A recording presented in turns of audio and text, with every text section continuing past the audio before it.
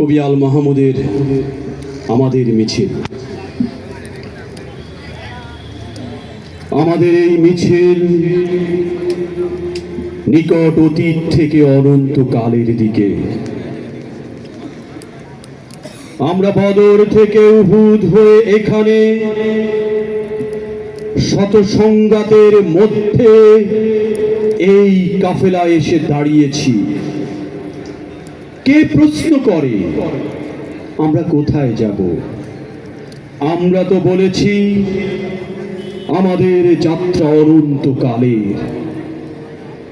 উদয় অস্তের ক্লান্তি আমাদের কোনোদিন বিহবল করতে পারেনি। আমাদের দেহ ক্ষত বিক্ষত, আমাদের রক্তে সবুজ হয়ে উঠেছে মুতার প্রান্তর। পৃথিবীতে যত গোলাপ ফুল ফোটে তার লাল বর্ণ আমাদের রক্ত, তার সুগন্ধ আমাদের নিঃশ্বাস বায়ু। আমাদের হাতে একটি মাত্র গ্রন্থ আল কোরআন। এই পবিত্র গ্রন্থ কোনদিন কোন অবস্থায় কোন তাওহীদবাদীকে থামতে দেয়নি। আমরা কি করে থামি?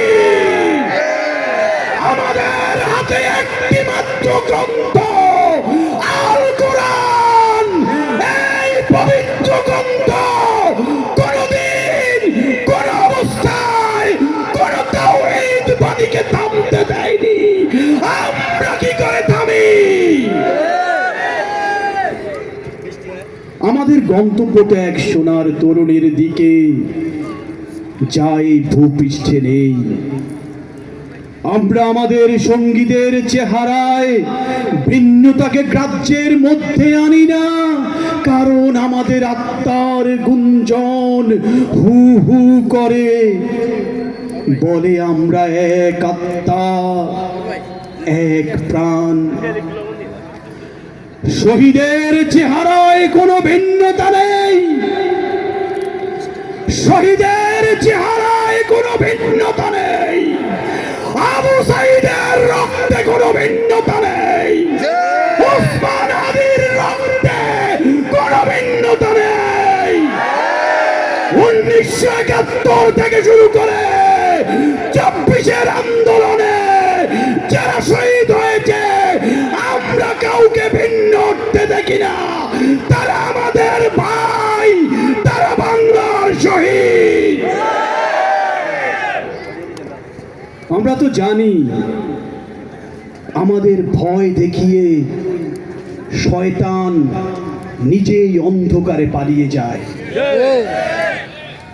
আমরা তো জানি আমাদের ভয় দেখিয়ে শয়তান নিজেই অন্ধকারে পালিয়ে যায়। আমাদের পতাকা কালেমা তাইয়্যিবার, আমাদের পতাকা কালেমা তাইয়্যিবার। এই বাণী কোনদিন কাউকে